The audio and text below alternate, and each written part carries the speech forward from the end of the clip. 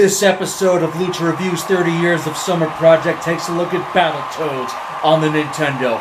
It was the most anticipated video game release in 1991, and tonight, the Battletoads are in the Lucha Review arena, and giant alien humanoid rats and robots are going to be the least of your problems.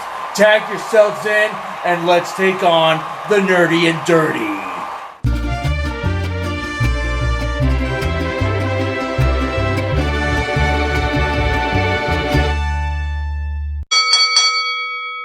In a world of cartoons designed to sell toys that were designed to promote cartoons, the 1980s taught us that anthropomorphic animal heroes offered the fastest route to the biggest profits. It started with the Thundercats, exploded with the Teenage Mutant Ninja Turtles, and very soon the video game industry wanted a piece of the action. The Ninja Turtles games were wildly successful and started a wave of spin-offs, knockoffs, and jerk-offs, while toy makers and cartoon studios tried to find the next hit with astronaut rabbits, mouse biker gangs, and cyborg samurai cats. Nintendo offered up Battletoads in 1991. Nintendo Power magazine plugged the shit out of it. The Battletoads had their own mini comic book long before we could even press start, and the months leading into the release saw the game getting a lot of coverage. The world was hungry for the Toads, and we were telling our friends to stay mad, bad, and crazy when we signed each other's yearbooks. Finally, in June of 1991, the game arrived, and it was part Ninja Turtles, part Looney Tunes, and part Flash Gordon. Much to our surprise, it wasn't your typical side-scrolling beat-em-up. Looking back, it wasn't a beat-em-up at all. It was hard to tell what the fuck it was, really, because you were doing something different in each stage, and your timing and memory were constantly challenged. And the difficulty was absurd. You see, normally, in a video game, you got a 50-50 chance of winning. The marketing had players believing that this would be the beginning of a new dynasty, comparable to the Super Mario Bros. Or Legend of Zelda. We all wanted to be part of it, and we were punished for it on every level. The game was like an abusive lover who wins you over before treating you like garbage in public or just ignoring your calls altogether while you can't go one day without wanting to be around him. And if I've said it once, I've said it 1,000,000 times. I hate vehicle missions. The game is called Battletoads. The name of the game implies that you will play as a toad and you will fight. The game is not called Surfing Toads or Star Wars Speeder Toads or Robotic Snake Toads. So I don't understand or appreciate how actual combat takes a back seat to a whole bunch of bullshit that I didn't sign up for. Then you got Battle Frogs with absurd difficulty. Your chance to win in drastically go down.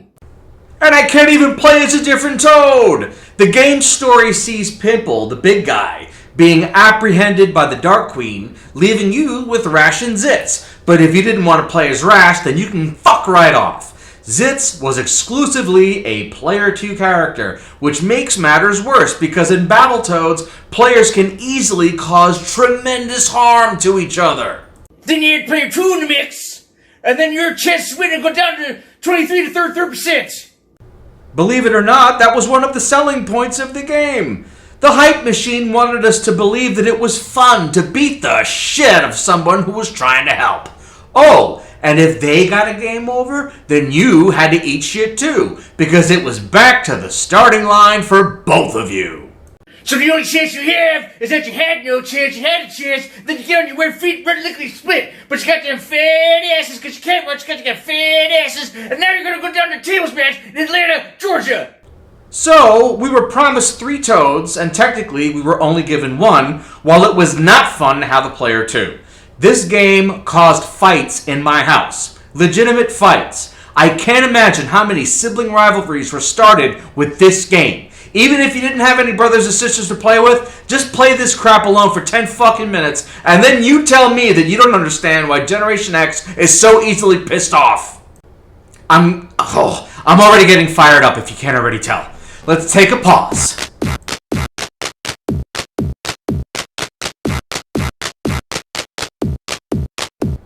Whoa. This is oddly soothing.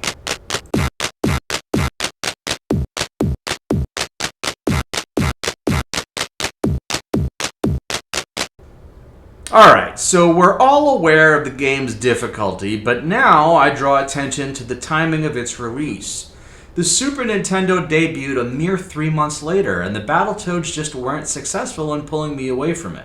In fact, the game committed suicide on me. It beat itself right before my very eyes. When I last played it in 1992, the Nintendo started glitching, and it showed me the ending before taking me to the title screen. I saw it as an act of God, with the message being to stop playing Battletoads. And not a single fuck was given that day. Because after all, my Super Nintendo offered a better experience with a better library of games. For the sake of this episode, this is the first time I've pressed start for Battletoads since. You're welcome. This was the most anticipated game in 1991, so why did the Toads have to settle for a soon-to-be obsolete system? It seems wasteful to me. Considering the Super Nintendo's capabilities, Battletoads could have been the crown jewel in the console's opening lineup. The Toads eventually returned in Battle Maniacs for the Super Nintendo 2 years later, but to tell you the truth, until last year, I wasn't even aware of its existence. Like most players in 1993, I was swept up into the new fight game genre, and there was only one must-have on my list. 30 years later, we still talk about Battletoads, and I've finally started to see why. We wanted to love them. 30 years later, we still want to love them, and every few years, game developers take advantage of that. The Toads have appeared on various consoles. They even had their own pilot for an animated series. But, much like the games, it had no legs, human, frog, or otherwise.